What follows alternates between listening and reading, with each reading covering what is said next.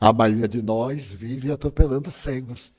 Às vezes a pessoa tropeça, se equivoca de uma palavra, mas como a gente está armado, isso foi comigo. Essa indireta foi comigo, mas eu não vou deixar passar. A gente adora indireta. Quem quiser matar o outro, dê uma indireta. Senhoras, senhores, queridas irmãs, queridos irmãos espíritas, caras amigas e amigos que nos acompanham pela Web TV Mansão do Caminho, nossos votos de muita paz. Mas um dos grandes problemas da criatura humana, afirma Carl Gustav Jung, é o ego. O ego é o adversário da criatura humana e, ao mesmo tempo, é o ser essencial da criatura humana. Porque nós estamos na fase egóica, em que o hoje é muito responsável pelo amanhã e fez parte das nossas atividades no ontem. Mas, segundo essa teoria da psicologia analítica de Jung, nós não somos, em realidade, o ego. Estamos numa fase antropológica de evolução, na qual o ego tem preponderância. Antes do ego, nós éramos apenas instinto. 3 instintos básicos que nós vamos encontrar em praticamente todos os animais. Estes instintos básicos são comer, dormir, procriar. Consequentemente, o aparelho gastrointestinal tem uma relevância muito grande. E mesmo quando nós constatamos o self, aquilo que sou, si mesmo, esses aparelhos gastrointestinal desempenham um papel fundamental. A nova psicologia demonstra que o aparelho gastrointestinal é tão relevante quanto o cérebro. E, na atualidade, as investigações demonstram que os nossos neurônios, tão importantes ou essenciais para a arte de pensar, se encontram em grande quantidade no nosso gastrointestinal. Em todas as partes do corpo, ora, se descobriram neurônios, que parecia ser um patrimônio exclusivo do cérebro e do cerebelo. E eles exercem uma função fundamental, porque são responsáveis pela memória de todos os nossos órgãos. Porque, por exemplo, uma célula do fígado, ao se dividir, não vai adquirir a função de uma célula de outra natureza no aparelho digestivo, do baço, por exemplo, porque existe nessa célula uma memória, e essa memória é de natureza perpétua. Enquanto existir essa multiplicação da célula, essa memória estará funcionando. Dessa forma, é necessário que as nossas emoções mentais, de natureza psicológica, portanto, emocionais, sejam de tal forma controladas que, além das funções básicas, nós passemos às emoções. A função é automática, herança zoológica da nossa fase anterior. A emoção é uma conquista do nosso self. E essas emoções apresentam-se numa escala muito tranquila do processo evolutivo. A primeira emoção que o homem primitivo teve foi o medo. O medo é uma emoção que a todos nos persegue, porque está presente em todas as criaturas humanas. Aquele medo se originou de um fenômeno instintivo, porque além dos 3 instintos, há um fenômeno de prolongamento da vida. A vida tem o instinto de sua conservação. Preservar a vida é um instinto nosso, animal. O animal vai numa corrida e chega perto de um abismo, sem ver, ele estaca. Um outro animal pressente a agressão de um outro terrível destruidor. Já é o começo da emoção no desenvolvimento que hoje nós estamos ajudando muito aos animais domésticos por excelência aos gatos e aos cães, atribuindo-lhes emoções graças ao instinto de preservação da vida. Por exemplo, se nós quisermos que o nosso cão mantenha determinado hábito, por exemplo, comer no prato, é muito fácil. Pega um cão, boneco, e olha para o prato e dá uma surra nele. O cão fica olhando. Se nós colocarmos aquele prato, ele não se aproxima de forma nenhuma. E então, através da fixação do instinto de preservação da vida, nós vamos tendo emoções. Aqui no cão foi o medo de apanhar. Ele sabe que aquilo dói pela expressão de cólera de quem bate e pela reação da vítima.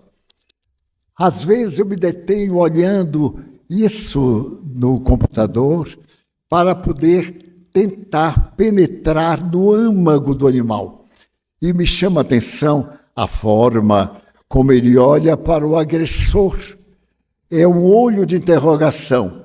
Olha para o seu símile, que é um boneco, mas ele não sabe, e então ele retrocede e fica aguardando a vez dele. Um dos que mais me impressionou foi o seguinte: o gato foi ensinado a derrubar tudo o que estivesse na beirada da mesa. Ele subia na mesa e, com a patinha, ele derrubava. Ele aprendeu isso com o seu dono. Mas o dono prolongou a aptidão dele. Colocou, por exemplo, uma caixinha vermelha, uma amarela e a outra verde. E colocou o gato.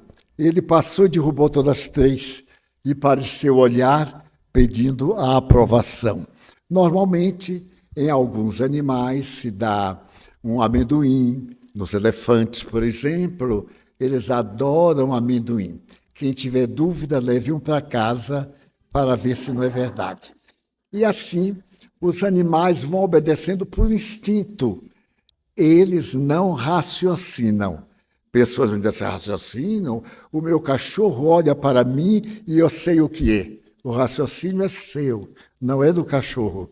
Você que interpreta pela expressão repetitiva dele, mas não é ele, porque o seu cérebro não tem a capacidade de pensar, mas tem a capacidade de memorizar. O que ele vê é para sempre. Muito bem. Então, ele soltou o gatinho que derrubou o greio dos italianos.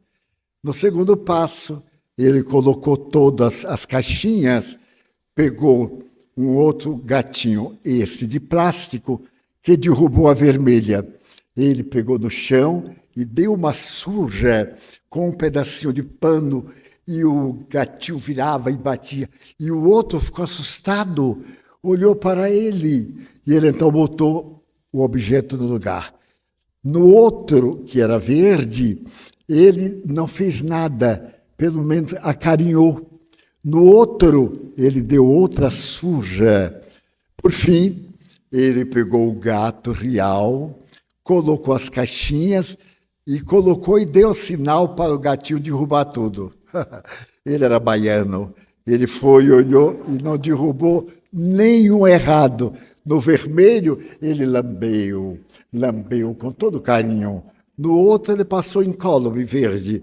No outro, ele lambeu. Discerniu, por instinto, o que era bom e o que era mal. Então ele aprendeu a não ser agressivo. E aí tem hoje coisas impressionantes.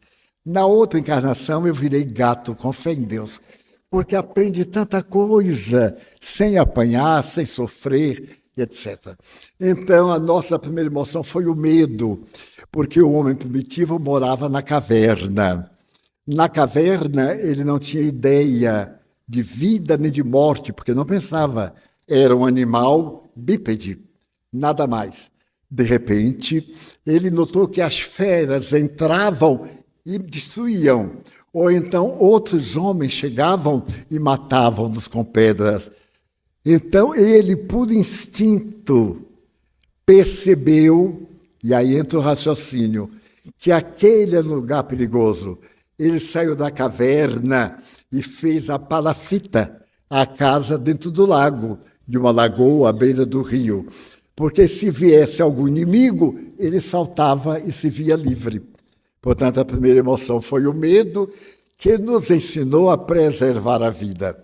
Esse medo tem uma escala, desde o pavor, o transtorno do pânico, até a suspeita. Há pessoas que suspeitam de tudo, ficam sempre olhando que o outro vai lhe fazer mal, porque cultiva ideias deprimentes contra a existência. O instinto de preservação da vida diz que todo mundo é o inimigo, porque todo mundo pode matá-lo. Então, nós temos a primeira emoção. Passado alguns milhões de anos, nós passamos a ter uma outra emoção, a raiva, a ira, porque o medo sempre se faz acompanhar da ira. Quando nós temos medo, ficamos com raiva daquilo ou daquele que nos inspira o medo. Então, nós passamos a ter o medo com todo o seu elenco e agora a ira. Se alguém nos ameaça, já ficamos armados contra ele. E então nós temos as várias espécies de cólera, de desejo de vingança, de desejo de destruição. Por fim, nós percebemos que não podíamos viver juntos. Há um instinto, que é chamado instinto gregário, unir, que ninguém é tão autossuficiente que não necessite de outrem, a começar do existir. Para existir, são necessárias duas pessoas, para a fecundação, para o parto e para a vida. Então, este fenômeno deu lugar a uma dependência afetiva e nasceu a emoção do amor, a amizade, a ternura, a carícia, o afeto, a abnegação, o devotamento, o holocausto, a minha pela sua vida. O amor foi, portanto, a terceira emoção. Se nós pudéssemos medir no tempo, vamos dizer que o mundo está começando agora e colocamos o relógio. Na dimensão da eternidade, o ponteiro do relógio andou apenas 2 minutos, desde há 2 bilhões e 200 milhões de anos, quando apareceu na Terra o primeiro biótipo humano, o chamado Homo de Neandertal. E esses 2 segundos K, tempo de Deus, representam 2 bilhões e 200 milhões de anos, tempo terrestre. Nós temos o tempo terrestre, esse tempo e o da imaginação. Com a nossa imaginação não há tempo. Daí Victor Hugo, o grande romancista francês, dizia: eu sou romancista, não historiador. Ele colocava, por exemplo, a Revolução Francesa no ano de 1532, por exemplo. Ela foi em 1719, começa o dia 14 de julho, mas para a história, essa é a data. Para o romance, é o que aconteceu. A data não é importante. Esse preâmbulo para mostrar que nós temos mais medo, mais ira, mais raiva, mais suspeita do que amor. Porque o amor é recente. Vão dizer que ele tem 100 mil anos.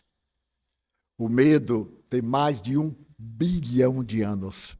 E assim sucessivamente. Isso do ponto de vista materialista. É a teoria evolucionista, segundo Charles Darwin. Mas se nós olharmos a faceta espiritual, é a mesma.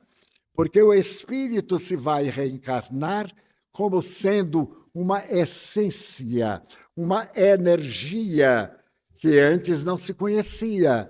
Não se conheciam as coisas, vamos lá, a cacofonia. Não se conheciam as coisas conhecidas. Qualquer um de nós pega este pequeno aparelho e fala com o mundo inteiro, tudo invisível. Aqui estão as ondas Hertz e as variedades de ondas, as curtas, as longas e etc., e uma variedade infinita.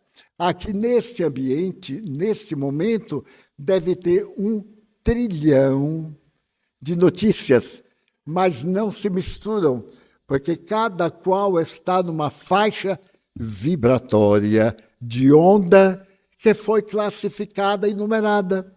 Toda vez que a gente quer alcançar aquela onda, a gente movimenta o número que ele corresponde. Então, temos o telefone, temos a televisão, e, enfim, abrimos a porta do quarto, acendemos o fogão, ligamos isto, ligamos o automóvel, tudo invisível aos nossos olhos. E há alguns aparelhos especiais que não conseguem captar as ondas. Então, nós vivemos mais reagindo do que agindo. Se, por exemplo, nós vamos aqui e alguém no automóvel dá uma cortada, é mesmo que dá uma bofetada na gente. Como é que ele se atreve a passar na minha frente? Aí a gente se ira e vai atrás. Vai atrás porque o medo dele ter se chocado conosco produz a raiva de eles terem nos assustado. Aí vamos atrás. O Evangelho de Jesus é a terapêutica para o nosso processo evolutivo. Porque foi a primeira personagem histórica na humanidade que nos recomendou amar, mesmo sendo o amor mais recente. E quanta gente me diz assim, eu não consigo amar, nem a mim, nem a ninguém. Hoje mesmo, estando no hospital, alguém sentou-se ao meu lado e me perguntou, Sr. Divaldo, como é que se ama? Eu disse, da mesma forma que se odeia. Ele disse, mas odiar é ter raiva. Eu digo, e amar é não ter raiva. Portanto, é uma questão de colocação mental. Ah, mas eu não consigo amar. Já é uma coisa mais complexa. Não é um sentimento normal. É um transtorno de infância. Você não recebeu amor na infância, não pode dar. Porque é na infância, ou melhor, na gestação, que começa o período do amor, graças a uma substância chamada oxitocina. Oxitocina é a grande mensageira do amor.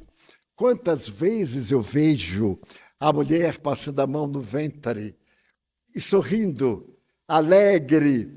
A criança está recebendo altíssimas doses de carícia. Ela não tem noção, mas da forma que ela está recebendo o sangue vital, ela está recebendo a energia da afetividade. De igual maneira, agora for este infame, não estava no meu programa, ele se sente detestado. E nunca mais ele vai esquecer que não era um filho bem-vindo. Pode ser reeducado, mas será sempre uma pessoa com um complexo de inferioridade, porque foi detestado pela própria mãe, pelo pai, pelo conjunto familiar. Então, educar Dizia Sócrates, há 2.400 anos, é arrancar de dentro. Em latim é educere, arrancar de dentro. Mas o que é que a pessoa tem dentro? As experiências da vida espiritual. Nós trazemos o psiquismo de Deus. Nós somos a mente de Deus se pudesse fragmentar-se. E nós temos todo o poder de Deus, se quisermos desenvolvê-lo. É uma questão de elasticidade afetiva. Então, nós somos muito mais reagentes do que atuantes. Reagir é automático, é o instinto. A pessoa pisa no nosso pé, a gente dá um murro e diz, não está vendo, não, cego. Eu nunca me esquecerei de uma pessoa amiga que era muito temperamental e estava sempre reclamando. Esses reclamadores, tenham paciência, eles estão doentes. Estão doentes. Quando eles reclamarem, deixem, porque faz muito bem a eles. E, no fim, ou eles enlouquecem ou fica bom. Portanto, é um transtorno emocional. E meu amigo reclamava de tudo. Ele foi dobrar uma esquina, sempre afobadinho, e bateu no outro indivíduo. Então pegou, porque ele era violento, pegou logo e perguntou, você é cego? Ele disse, sou, senhor. Ele atropelou o cego e queria ter razão. A maioria de nós vive atropelando cegos. Às vezes a pessoa tropeça, se equivoca de uma palavra, mas como a gente está armado, isso foi comigo. Essa indireta foi comigo, mas eu não vou deixar passar. A gente adora indireta. Quem quiser matar o outro, dê uma indireta. Então, quando eu era jovem, na minha terra, que era muito humilde, a maior técnica, quando duas pessoas brigavam, naquele tempo se usava tamanco, chinelo, a pessoa não dizia nada e ia andando e arrastava o chinelo, como quem diz assim, não te dou importância, cachorro. Era uma ofensa, que a pessoa morria e voltava na outra reencarnação, pensando que ainda era cachorro. Então, nós, repitamos, somos reagentes, mas nesse ínterim, entre a reação e a ação, há um período. Porque para nós reagirmos, há uma substância no organismo, os neurônios. Essas substâncias são a alma da nossa vida. Quando nós temos uma ira, os nossos rins produzem imediatamente adrenalina. Temos uma descarga de adrenalina e, como diz outro, o sangue sobe e a gente estrangula o outro, porque perde a razão. A adrenalina é tanta que ela cobre a área do raciocínio. Ele estava cego de raiva. Realmente, ele perde o discernimento. Mas se a nossa adrenalina for controlada, ela derrama um pouquinho com a economia. Estamos em tempo de pandemia, não pode gastar muito. Aí derrama um pouquinho de adrenalina. Nesse pouquinho, a gente tem tempo de receber uma dose de outra substância. E esta substância neutraliza. Aquela raiva passa. Daí nós somos o que fizermos no nosso corpo. Se nós dermos vaza aos nossos neurônios, às nossas reações nervosas, nós seremos psicopatas. Se educarmos, nós seremos pessoas saudáveis. Porém, um grande psiquiatra me disse, Divaldo, não fique muito normal.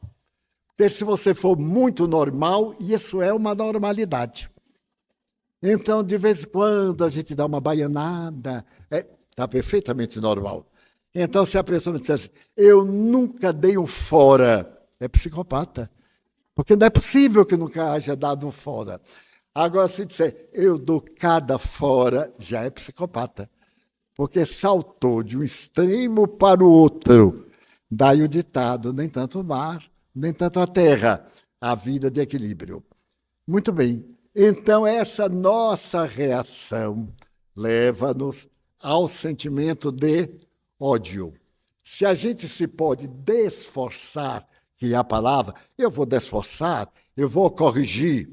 Isso quer dizer vingança. E a vingança é uma torpeza moral, é um estado mais animal, inferior do que humano. É mais um estado felino, gato, tigre e etc. Há uma anedota muito curiosa que uma onça pediu ao gato para lhe ensinar saltos. E o gato, pelo respeito à onça, ensinou-lhe saltos todos que sabiam. E a onça lhe perguntou ao fim: você me ensinou todos os saltos? Sim, senhora. Então a onça avançou para ele e ele deu um salto para trás. A onça disse: mas você não me ensinou esse salto. Ele disse: se eu tivesse ensinado, estava morto. Então ele deve ensinar até um ponto. Porque muitas vezes aquele a que nós ensinamos bem é o que vai dar o pulo da onça para nos engolir. Isto é, pessoas amigas que são amigas do que temos, do que somos, do que parecemos. E nos enganam. É o caso da máscara. Nós, às vezes, nos devotamos a uma pessoa que nos detesta, até o momento em que ela se sente capaz de nos enfrentar. E isso se dá muito no teatro, no cinema, na literatura. Quando dois gênios se casam, a princípio está muito bem, mas se o outro sobe, o divórcio é inevitável, porque o de baixo não se conforma. E ele quer igualar-se para não se sentir inferior. É, portanto, um problema de educação espiritual. O espírito, o self, deve controlar o ego, as nossas paixões. Se a minha esposa, o meu filho, a quem eu transmiti lições, cresce mais do que eu transfiro a minha felicidade para ele, porque eu amo. Não vou competir. Competir é não amar, aproveitar-se, e se tornam inimigos terríveis. Porque há no inconsciente um lugar de inferioridade. Querer competir com o outro é porque tem um complexo de inferioridade. Porque cada um de nós é único. Não existem duas impressões digitais, duas manifestações oculares idênticas. Faz anos eu li um livro muito interessante. Era um professor de botânica da Universidade de Nova York. Durante 40 anos, ele foi diretor do Jardim Botânico de Nova York.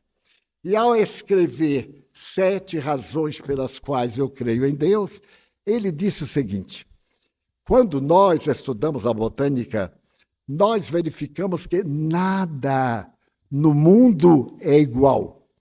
Cada quem é especial.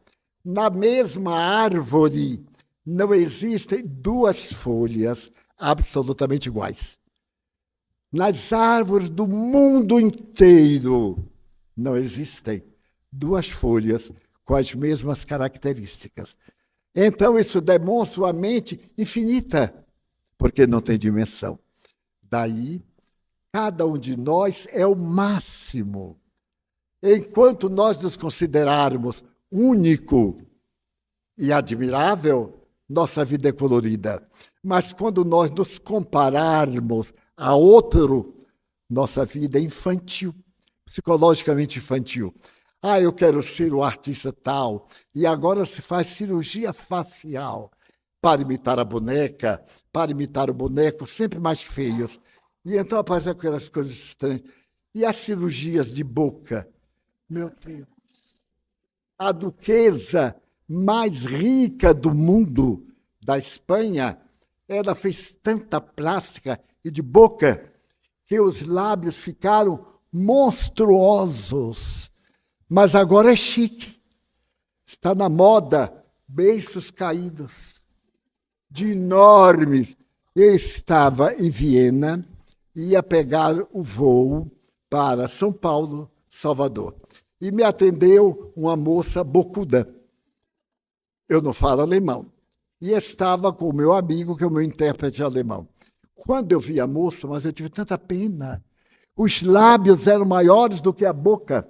Eles vinham ao nariz e arrodeavam aqui, aquele coração de boi da boca. Eu olhei para ela, coitada da dificuldade para falar. E aí eu fiquei rindo para mim mesmo, não por fora, por dentro. E ela começou a tentar me falar em inglês. Ora, eu não entendo alemão.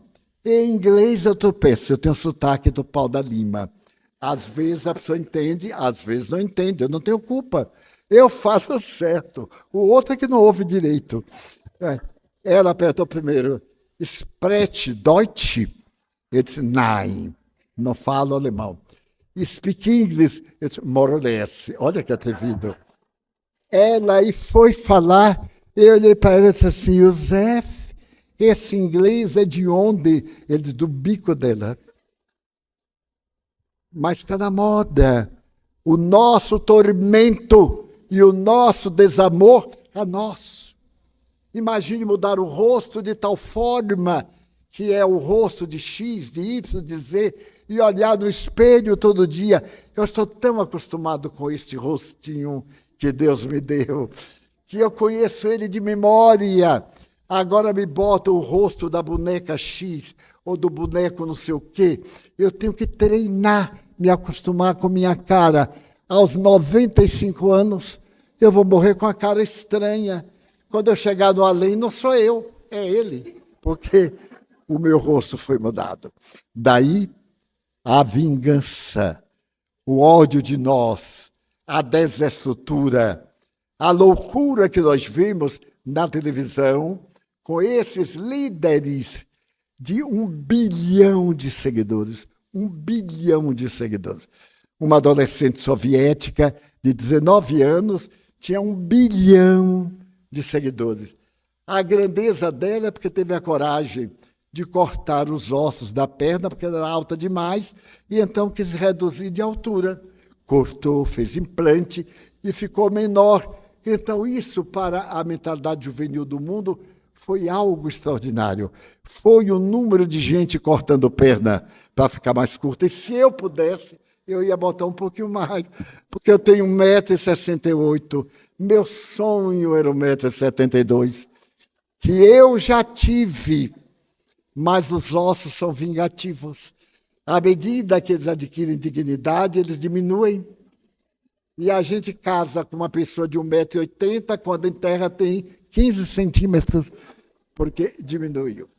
Então, a vingança, que nós chamamos um distúrbio de comportamento emocional. Porém, faz tanta parte de nossa vida que hoje eu me quis dedicar à vingança. Nenhum de nós é vingativo. A gente só deseja que o outro vá para o inferno e não saia mais nunca. Apenas isto. Como diz uma amiga minha, desejar mal eu não desejo, mas Deus há de fazer justiça. Meus amigos, não pode haver nada mais covarde de que uma pessoa diz que eu sou banguela. Eu digo, Deus vai me vingar e vai derrubar todos os dentes da pessoa. É a minha vingança.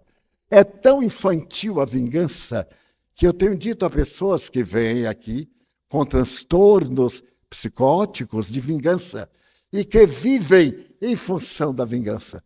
E eu digo, sua vingança vai acontecer, porque seu inimigo vai morrer. E você também. Eu, sim. Porque quando ele morreu, o que é que você vai fazer da sua vida? Já odiou, já desejou a morte, já morreu. E agora? O que é que você vai fazer? Vai começar a viver o quê? Quem é que vai querer, quando é moça, eu tenho um argumento, quem é que vai querer casar com você, velhota, vingativa? Mas não estou tão velha assim. Eu digo, mas entre você e uma garota de 19, minha filha, você é a avó dela. Só se for um psicopata. Portanto, acabe com isso, que está acabando com sua vida. Porque a vingança é um distúrbio que no cérebro produz venenos vibratórios. Uma equipe da Universidade de Harvard, capitaneada pelo Dr. Burt Siegel, cancerologista de Yale, disse o seguinte, ipsis verbis, no livro Medicina, Amor e Milagres: nós temos em nosso cérebro a vida, e esta vida é tão extraordinária que o indivíduo, quando ama, ele produz hormônios de alegria, de beleza, e quando ele odeia, ele produz tóxicos, determinados venenos que intoxicam. Os hormônios do amor se transformam em entidades destrutivas.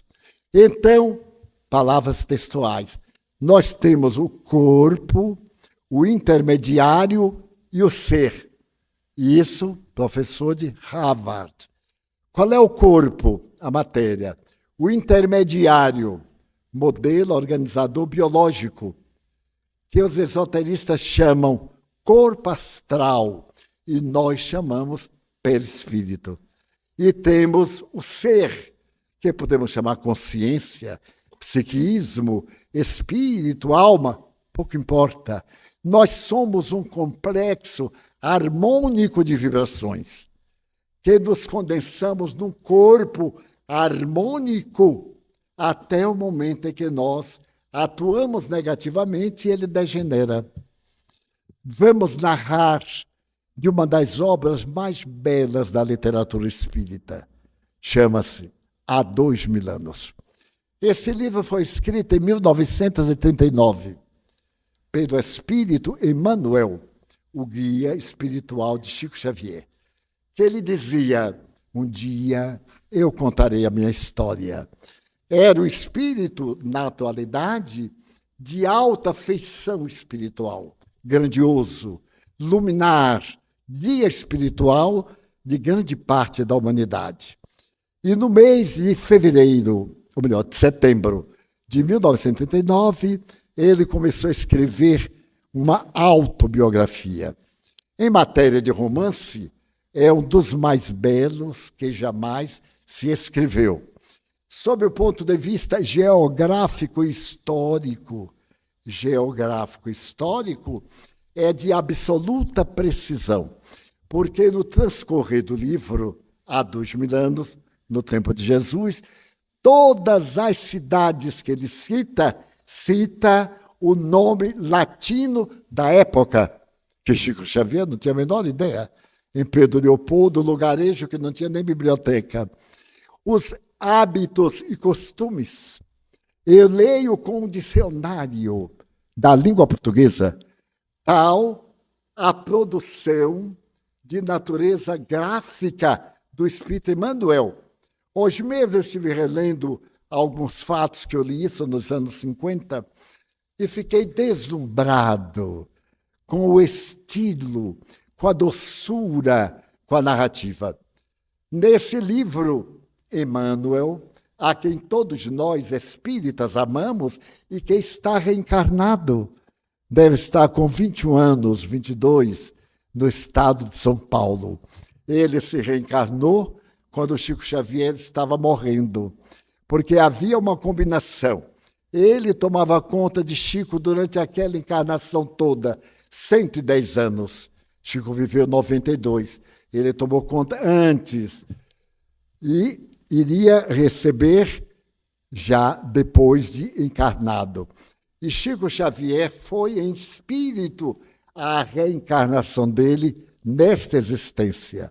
Ele virá como professor universitário para falar à luz da ciência a respeito do que ele escreveu na sua filosofia de 70 livros. Pois bem, o livro é de uma beleza, repito, fascinante. Devem lê-lo. Há 2000 anos. Então, vão ficar emocionados. Não vou sintetizar um livro de 400 páginas em 20 minutos, mas o que nos interessa dá tempo. Ele viajou de Roma a Galileia, porque a sua filhinha Flávia, ele era senador da República, estava com uma doença inexplicável. É necessário recordar que as doenças naquela época, quando se tratava de virose, de dermatologia, de qualquer fenômeno dermatológico, era logo assinalado como lepra. E Flávia, aos 9 anos de idade, começou a descamar mãos, rosto. E os médicos de Roma e da Grécia não tinham solução para ela. Até que uma escrava sugeriu que a família viajasse a Galileia, a Israel, para falar com Jesus. Jesus estava encarnado.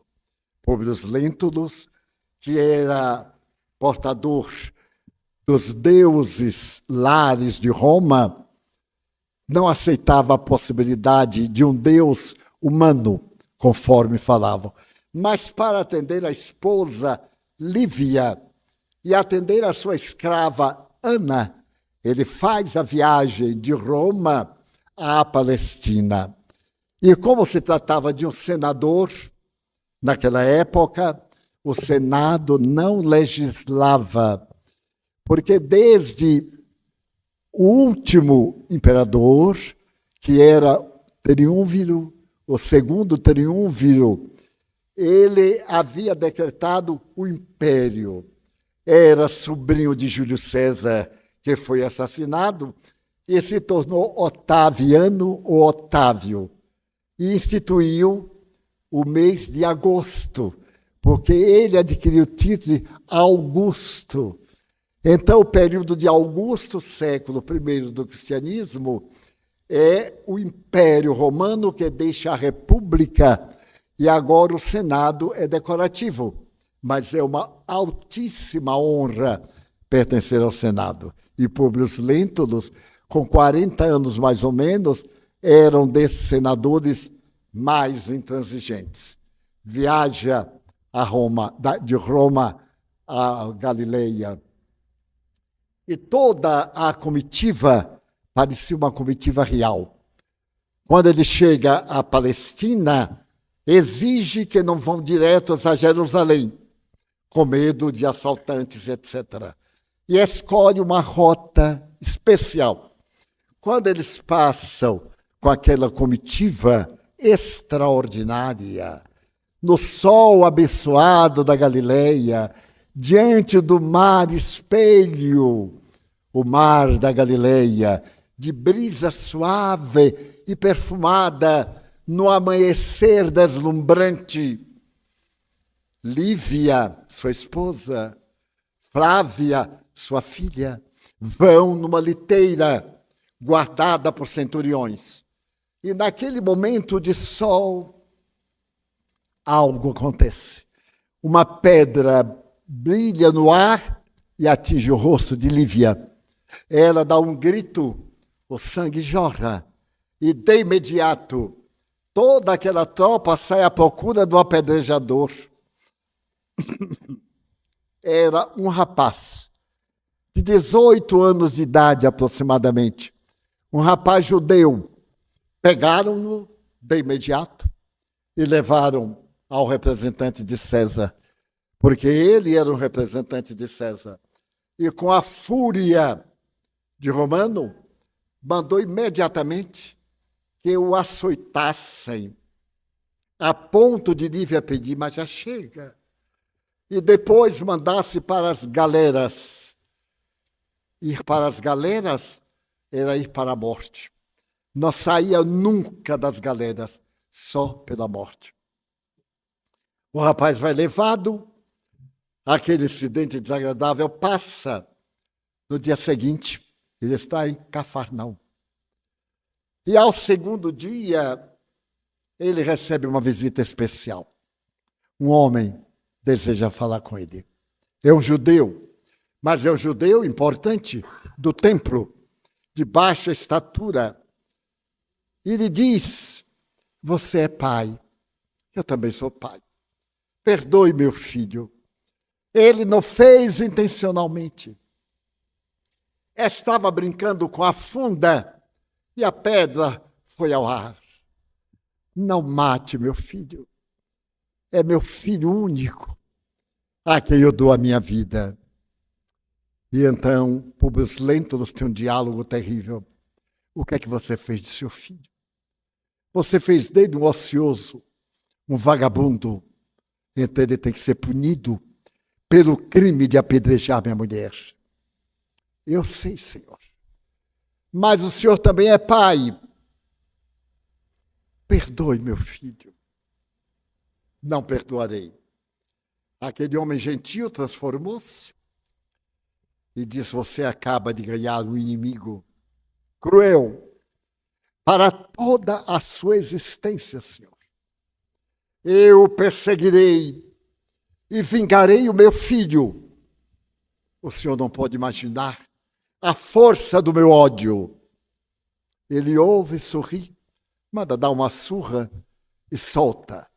Mas o homem diz: meu nome é André, de Giora, filho de Giora. Passa o tempo. O tempo passa. Jesus cura a menina.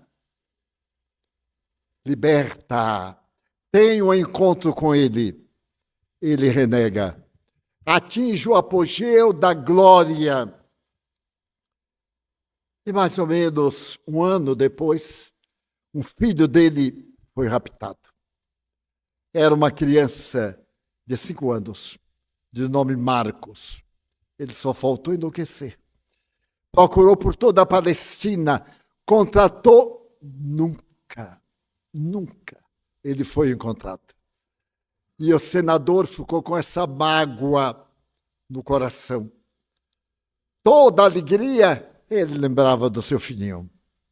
Passa o tempo. Jesus se torna célebre. Ana, a escrava, torna-se cristã. Lívia, a esposa, torna-se cristã, sob protesto dele.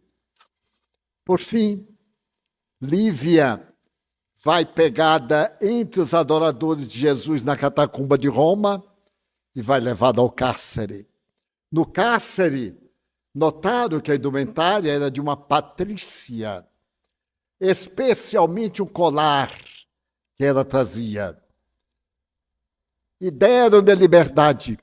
Ela era patrícia. Ela não aceitou, porque Ana, a sua escrava, iria morrer. Ela então vestiu Ana de patrícia, e quando as portas do calabouço se abriram, ela entrou na arena acompanhada dos cristãos. Ele estava sentado ao lado de Nero, pedindo que matasse. E quando soltam as feras, ele vê que daquela multidão de miseráveis, uma mulher vai se aproximando e olha para ele. Ele olha, era a esposa. Aí um leão bate no peito, derruba, devora, e ele quase enlouquece de dor. Começam as provações, porque as provas alcançam-nos a todos, a pobres, ricos, mendigos, profetas, todos, porque somos todos muito frágeis. Mas o tempo passa.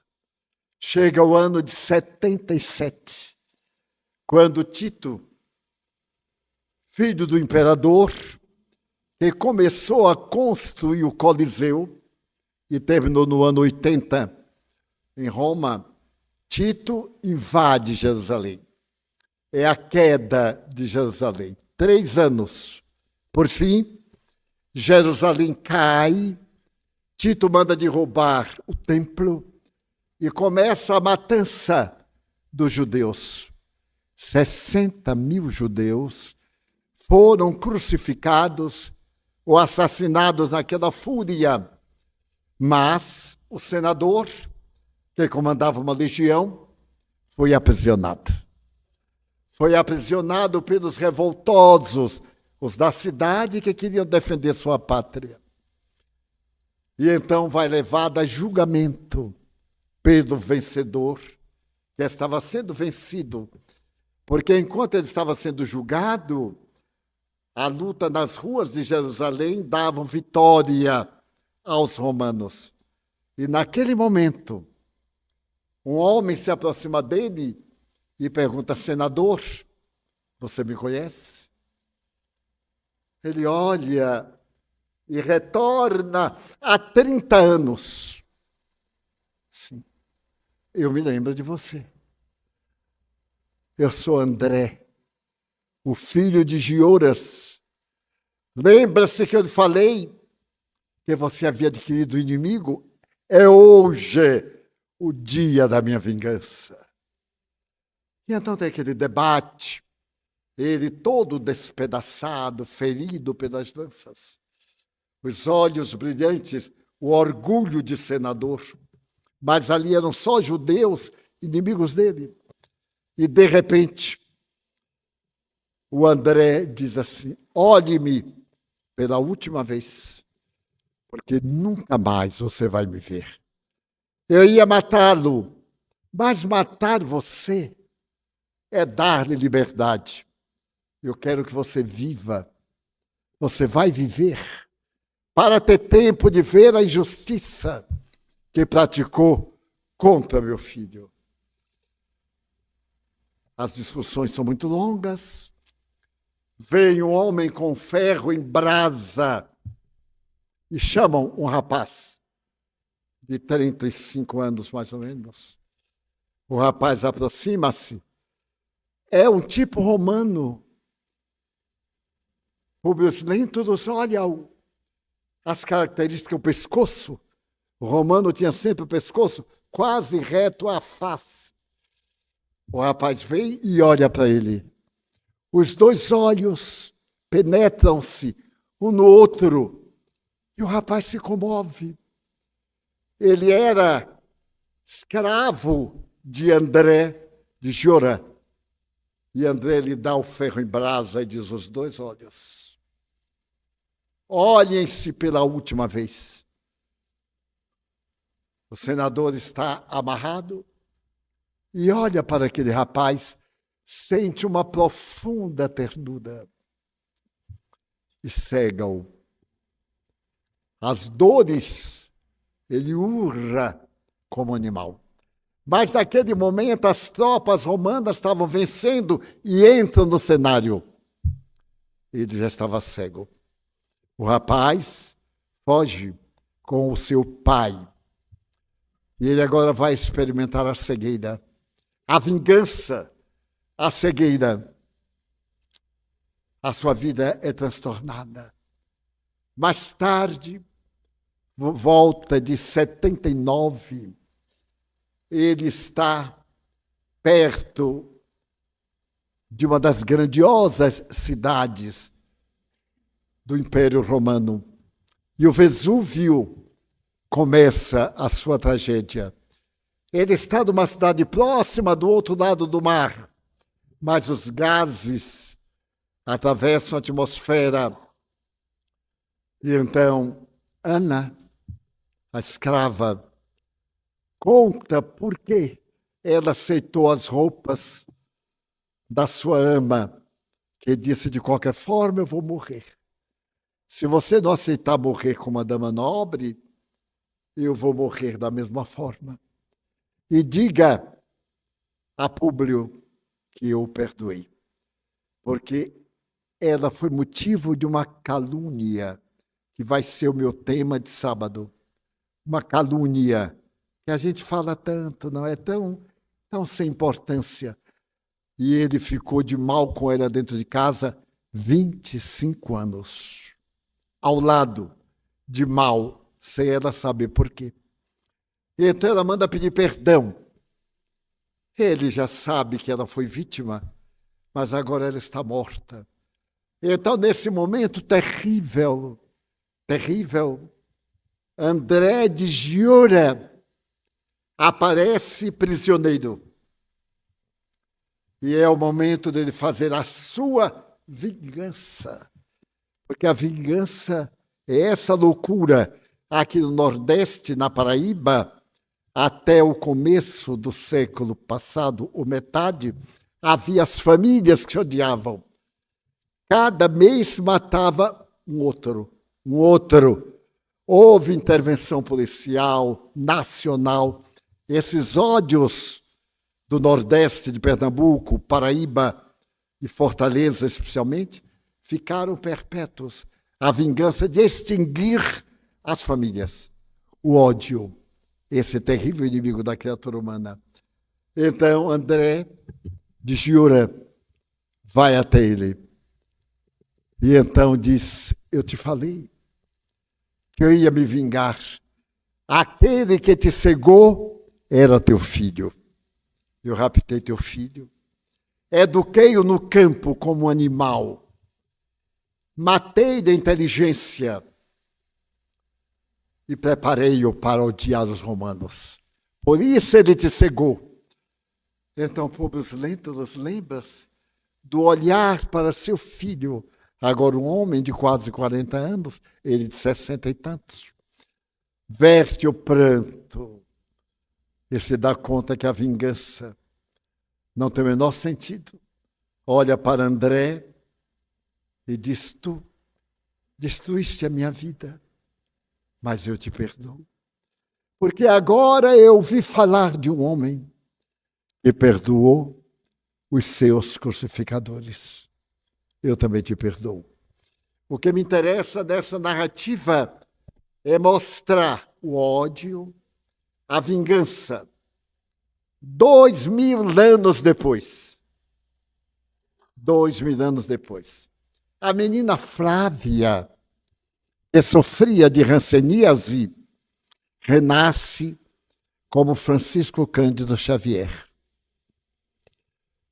Emmanuel Públio Lentulus é o guia espiritual da sua filha. Depois de várias reencarnações no mundo e no Brasil, como Padre Manuel da Nóbrega, o amigo de José de Anchieta, que participou da Convenção dos Caetés, que foram enganados pelos portugueses, esse espírito de Skol reencarna-se, ajudando a filha e redimindo-se. É o maior literato do mundo espiritual nas mensagens que nós lemos. Mas bem, André de Gioras sofre muito, muitas reencarnações, mas na última ele se torna um alto funcionário do Ministério da Agricultura e vai trabalhar na cidade de Pedro Leopoldo, onde reside o médium Francisco Cândido Xavier, cujo nome inicial era Francisco de Paula Cândido. Nesse ínterim, Chico foi convocado para trabalhar no Ministério da Agricultura. Seu chefe, André, aquele terrível inimigo, e ainda hoje de temperamento fortíssimo. E se torna um benfeitor da mediunidade de Chico. Chico, uma alma dúcida, gentil, que não sabe dizer não. Mas o doutor Rômulo, uma pedra, defende-o, sustenta-o, luta com ele até o dia que ele se aposenta e se transfere para Uberaba. Notemos a lógica da reencarnação. Emmanuel, aquele Públio Lentulus, que havia sido a reencarnação do seu próprio bisavô, que se chamava Públio Lentulus Sura, e que fora um grande amigo do célebre Catilina, da literatura romana, aquela luta entre Catilina e Cícero, pois ele apoiou a matança. O próprio Públio Lentulus, na reencarnação de Públio Lentulus Sura, que era bisavô, portanto era ele reencarnado. Compromete-se, vai para o além. E nesta última reencarnação, Ele se torna um espiritista de escola. Vai com Chico aos lares mais miseráveis de Pedro Leopoldo, dá sopa. Há um caso lindo. Havia uma mulher muito pobre que não conseguia falar. E Chico toma conta dela toda noite e vai levar a sopa. Cuida, cuida, cuida. E um dia diz a ela assim, fale, Jesus. Ela se esforça, não fala. No dia seguinte, fale, Jesus. No mês seguinte, no ano seguinte, não consegue. Um dia, porém, ela estava rindo, dementada. Chico pega na mão e diz assim, que pena. Eu vou me mudar para Uberaba, não vou ver você tão cedo. E não consegui que você fale. Ela fez Jesus e morreu. E Chico sentiu a maior compensação da sua vida. Ela é personagem da história que eu vou contar no sábado. E ele foi para Uberaba. Não dava para contar hoje. Então ele vai para Uberaba, comove o mundo, a maior antena paranormal da humanidade. O coração tão grande que Vanucci, da Rede Globo, o autor de O Fantástico, e que era uberabense, e que amava Chico Xavier, botou o nome dele Chico Amor Xavier. E por que o nome dele passou a ser Francisco Cândido e não de Paula? Francisco Cândido Xavier. Como ele espírita, ao publicar as mensagens com o nome de Francisco de Paula Cândido, autoridades religiosas entraram no Ministério da Agricultura para expulsá-lo, no tempo que o espiritismo era odiado, e outra era a religião oficial do Brasil. Então, em um artifício, o advogado em cartório mudou o nome dele para Francisco Cândido Xavier. Toda a perseguição a Francisco de Paula Cândido, não existia Francisco de Paula Cândido. E ele se tornou muito mais Francisco Amor Xavier. Nessas reflexões estão a minha própria alma para dizer quanto é fácil, quanto é bom não nos vingarmos de ninguém. A vingança. Tomara que ele morra. Ué, a gente também vai morrer. Eu hei de ver o fim dele. Vê o fim e morre também, tem seu fim. Então, qual é o antídoto da vingança? A compaixão. Quando alguém me ofende, e não são poucos, eu digo assim, deve estar doente. Porque não é possível odiar uma pessoa que não conhece.